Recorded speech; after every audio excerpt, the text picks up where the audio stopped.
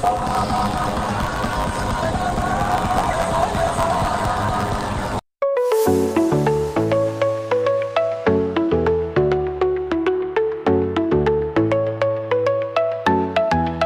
ನಮಸ್ಕಾರ ಎಲ್ಲರಿಗೂ.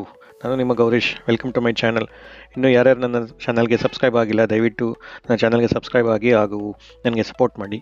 ಇವತ್ತು ನಾನು ನಿಮಗೆ ತೋರಿಸ್ತಾ ಇರೋದು holiday and villa resort in ಲಂಕಾವಿ island. ಯಾಕೆಂದರೆ ನಾನು ಲಂಕಾವಿ ಟ್ರಿಪ್ಪಿಗೆ ಹೋಗಿದ್ದಾಗ ಆ ರೆಸಾರ್ಟಲ್ಲಿ ಅಥವಾ ಆ ಹೋಟೆಲಲ್ಲಿ ನಾನು ಉಳ್ಕೊಂಡಿದ್ದೆ. ಸೊ ಇದೊಂದು ಬೀಚ್ ರೆಸಾರ್ಟು. ಸೊ ಹಾಗಾಗಿ ನಿಮಗೆ ಬೀಚ್ ಆಕ್ಸೆಸಿಬಿಲಿಟಿ ಕೂಡ ತುಂಬ ಚೆನ್ನಾಗಿದೆ. ಯಾಕೆ ಇದು ಮಾಹಿತಿ ಕೊಡ್ತಾ ಇದ್ದೀನಿ ಅಂತ ಅಂದರೆ, ಇದು ಯಾವುದೇ ಪ್ರಮೋಷನಲ್ ವಿಡಿಯೋ ಅಲ್ಲ. ಬಟ್ ನೀವೆಲ್ಲ ಹೊರಗಡೆ ಅಲ್ಲಿಗೆ ಬೇರೆ ಲಂಕಾವಿ ಐಲ್ಯಾಂಡ್ಗಾಗಲಿ ಅಥವಾ ಬೇರೆ ಕಡೆ ಐಲ್ಯಾಂಡ್ಗಳಿಗಾಗಲಿ ಹೋದಾಗ ನಿಮಗೆ ಸಿಟಿ ಸೆಂಟರಲ್ಲಿ ರೂಮ್ಸ್ ಕೊಡ್ತಾರೆ, ಟ್ರಾವೆಲ್ ಏಜೆಂಟ್ಸ್ ಅವರಾಗಲಿ ಅಥವಾ ಬೇರೆಯವ್ರು ನಾವು ಸಾಮಾನ್ಯವಾಗಿ ಹುಡುಕ್ತೀವಿ. ಬಟ್ ಅದಕ್ಕಿಂತ ನನ್ನ ಸಜೆಷನ್ ಏನಂತ ಅಂದರೆ, ನೀವು ಬೀಚ್ ರೆಸಾರ್ಟ್ ಹುಡುಕಿದ್ರೆ ಒಂದು ಸ್ವಲ್ಪ ಪ್ರೈಸಸ್ 1,000-2,000 ಜಾಸ್ತಿ ಇರುತ್ತೆ. ಬಟ್ ಅದು ನಿಮಗೆ ಆಕ್ಸೆಸಿಬಿಲಿಟಿ ತುಂಬ ಚೆನ್ನಾಗಿರುತ್ತೆ. ಯಾಕೆಂದರೆ ಸಿಟಿಯಿಂದ ನೀವು ಮತ್ತೆ ಬೀಚ್ಗೆ ಬಂದು ಅಲ್ಲಿ ಟ್ರಾವೆಲ್ ಮಾಡಿಕೊಂಡು ಮತ್ತೆ ಬೀಚ್ಗೆ ಹೋಗಿ ಆಟಾಡ್ಕೊಂಡು, ಸೊ ಇದೆಲ್ಲ ಟೈಮ್ ಸೇವ್ ಮಾಡ್ಬೋದು. ಮತ್ತು ಅಲ್ಲಿ ನಿಮಗೆ ಕನ್ವೀನಿಯನ್ಸ್ ಮತ್ತು ಟ್ರಾವೆಲಿಂಗ್ ಕಾಸ್ಟು ಅದೆಲ್ಲ ನಿಮಗೆ ಲೆಕ್ಕ ಹಾಕ್ಕೊಂಡ್ರೆ ನನ್ನ ಪ್ರಕಾರ ಬೀಚ್ ರೆಸಾರ್ಟು ಬೆಸ್ಟ್ ಅನಿಸುತ್ತೆ.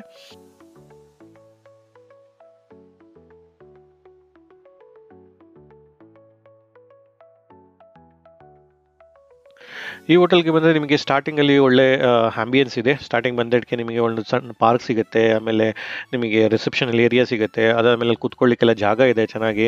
ಯಾಕೆಂದರೆ ಕೆಲವು ಟೈಮು ಬೇಗ ಬಂದಿರ್ತೀವಿ, ಕೆಲವು ಟೈಮ್ ಲೇಟಾಗಿ ಬಂದಿರ್ತೀವಿ. ಸೊ ಹಾಗಾಗಿ ನಿಮಗೆ ಟೂರಿಸ್ಟ್ಗಳಿಗೆಲ್ಲ ಕೂತ್ಕೊಳ್ಳೋಕೆ ತುಂಬ ಜಾಗ ಇದೆ. ಹಾಗೂ ಅವರಿಗೆ ಆಕ್ಸೆಸಿಬಿಲಿಟಿ ಕೂಡ ಇದೆ. ಮಕ್ಕಳುಗಳು ಬಂದರೆ ಅವರು ಆಟಾಡಲಿಕ್ಕೆಲ್ಲ ಅಲ್ಲಿ ಸ್ವಲ್ಪ ಸ್ಪೇಸಸ್ ಇದೆ. ಸೊ ಹಾಗಾಗಿ ನೀವು ಅದನ್ನ ಯೂಸ್ ಮಾಡ್ಕೋಬೋದು.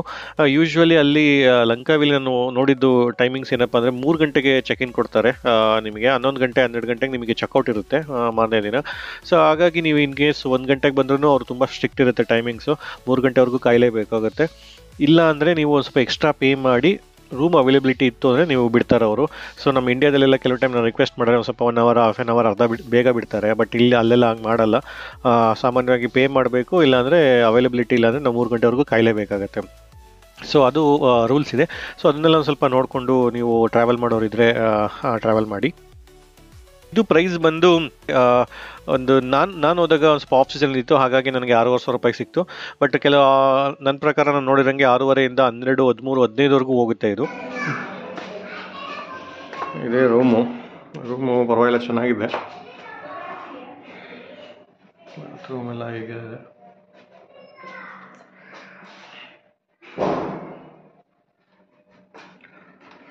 ಟಿವಿ ಇಟ್ಟಿದ್ದಾರೆ, ಬೆಡ್ ಇದೆ. ಓಕೆ, ಬೆಡ್ಡು ಒಂದು ಕೂತ್ಕೊಳ್ಳಿಕ್ಕೆ ಒಂದು ಸೋಫಾ ಥರನೂ ಮಾಡಿದ್ದಾರೆ. ಚೆನ್ನಾಗಿದೆ. ಐ ಥಿಂಕ್ ಫ್ಯಾಮಿಲಿಗೆಲ್ಲ ಓಕೆ. ಇನ್ನು ಇಲ್ಲಿ ವ್ಯೂ ತೆಗೆದ್ರೆ ವಾವ್, ವ್ಯೂ ಸೂಪರ್ ಆಗಿದೆ. ಇಲ್ಲೇ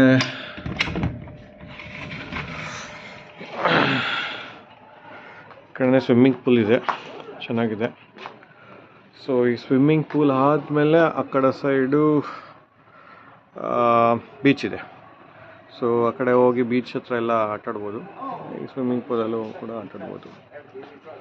ಇದ್ರ ಜೊತೆಗೆ ಮಕ್ಕಳುಗಳಿಗೆ ಆಟಾಡಲಿಕ್ಕೆ ಸಪ್ರೇಟ್ ರೂಮ್ ಇದೆ. ಸೊ ಕಿಡ್ಸ್ಗಳ ಪ್ಲೇ ಏರಿಯಾ ಇದೆ. ಸೊ ನೀವು ಅಲ್ಲಿ ಬಿಡ್ಬೋದು ಮಕ್ಳುಗಳನ್ನ. ಅವರು ಟಿ ವಿ ಎಲ್ಲ ಇಟ್ಟಿರ್ತಾರೆ.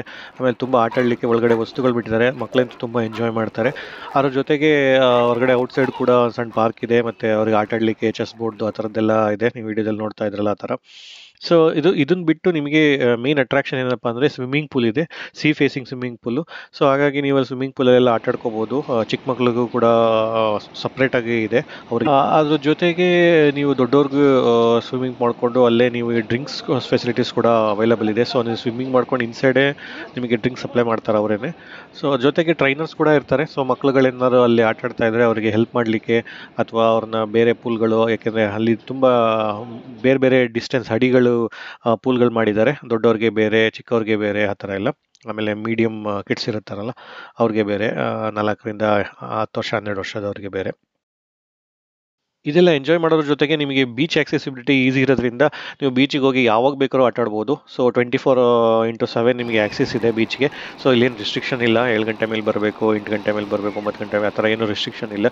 ಸೊ ನೀವು ಅಲ್ಲೇ ಆಟ ಆಡಿಕೊಂಡು ನೀವು ಅಲ್ಲೇ ಕೂಡ ಏನಾದ್ರು ಈವೆಂಟ್ಸ್ ಆಟ ಆಡೋದಾದರೆ, ಡ್ರಿಂಕ್ಸ್ ಮಾಡೋದಾದ್ರೆ ಮಾಡ್ಬೋದು. ಸಂಜೆ ಟೈಮ್ ಈವೆಂಟ್ಸ್ ಕೂಡ ನಡೀತಾ ಇರುತ್ತೆ. ಸೊ ಅಲ್ಲಿ ಈವೆಂಟ್ಸ್ ನಡಿಬೇಕಾದ್ರೆ ಅಲ್ಲೂ ನಿಮಗೆ ಎಲ್ಲ ಥರ ಕಾರ್ಯಕ್ರಮಗಳಿರುತ್ತೆ. ಕೆಲವು ಟೈಮ್ ಸಿಂಗಿಂಗ್ ಇರುತ್ತೆ, ಡ್ಯಾನ್ಸಿಂಗ್ ಇರುತ್ತೆ, ಆಮೇಲೆ ಫೈರ್ ಶೋ ಇರುತ್ತೆ. ಸೊ ಅದನ್ನು ನೀವು ಎಂಜಾಯ್ ಮಾಡ್ಬೋದು. ಇಷ್ಟಲ್ದಲೇ ನಿಮಗೆ ಅದಾದಮೇಲೂ ಕೂಡ ನೈಟ್ ನೀವು ಅಲ್ಲೇ ಕೂತ್ಕೊಂಡು ಮಾತಾಡ್ಕೊಂಡು ಕೂತ್ಕೋಬೋದು, ಅಥವಾ ಬೀಚ್ ವಾಕ್ ಮಾಡ್ಬೋದು.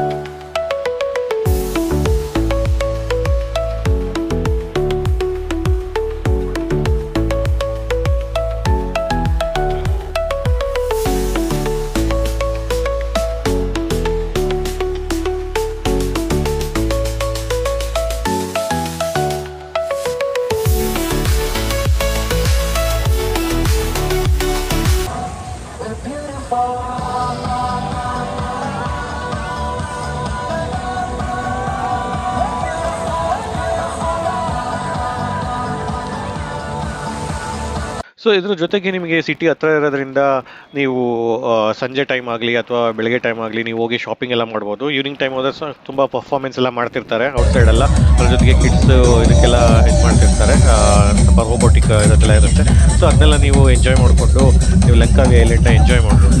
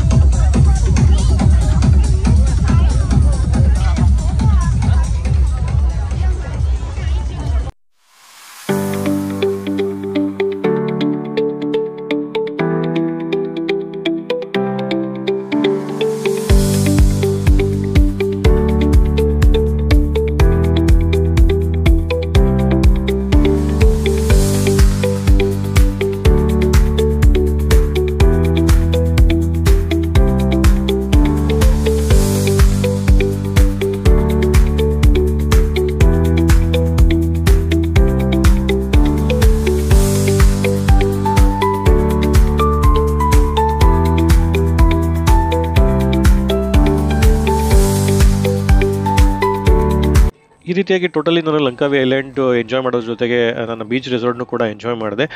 ಆದಷ್ಟು ಸ್ವಲ್ಪ ಟೈಮ್, 1 ದಿನ 2 ದಿನ ಟೈಮ್ ಇಟ್ಕೊಂಡು ಹೋದರೆ ನಿಮಗೆ ಪ್ಲೇಸಸ್ಗಳನ್ನ ನೋಡ್ಬೋದು, ಮತ್ತು ಬೀಚ್ ರೆಸಾರ್ಟಲ್ಲಿ ಎಂಜಾಯ್ಮೆಂಟು ಮಾಡ್ಬೋದು, ಮತ್ತು ಸ್ವಲ್ಪ ರಿಲ್ಯಾಕ್ಸ್ ಕೂಡ ಮಾಡ್ಬೋದು ನೀವು.